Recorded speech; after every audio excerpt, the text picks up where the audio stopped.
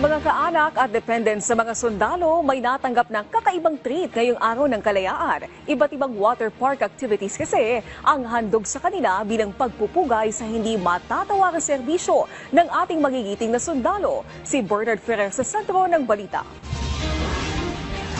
Game na game ang mga sikiting sa iba't ibang aktibidad na handog ng isang indoor water park sa Taguig. Bahagi ito ng pagdiriwang ng 127th Independence Day sa pangunguna ng Philippine Marine Corps Foundation Incorporated at AFP Officers Ladies Club Incorporated. Ang programa ay pagkilala sa kabayanihan ng mga sundalo kung saan ang mga dependent na maunipormadong hanay ang mismong naging pangunahing benepisyaryo ng masayang aktibidad.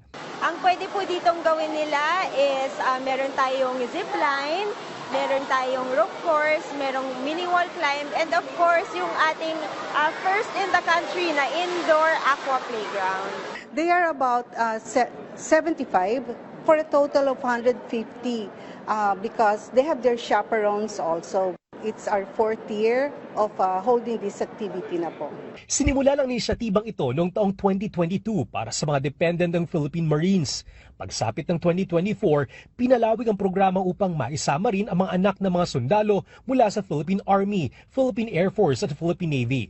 Layunin ng programa na maghatid ng aliw at malasakit sa mga pamilya ng ating mga sundalo habang sila'y nakatalaga sa malalayong lugar o delikadong misyon.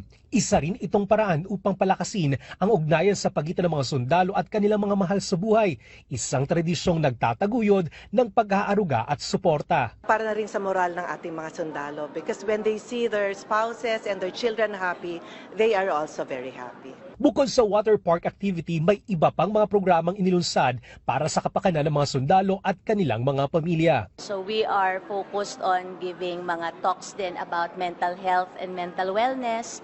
And we're also doing some educational programs for the wives, protocol seminar and social graces. And we have also some fundraising activities. Umaasang Philippine Marine Corps Foundation Incorporated at AFP Officers Ladies Club Incorporated na mas marami pang susuporta sa kanilang inisyatiba para sa hanay ng mga sundalo.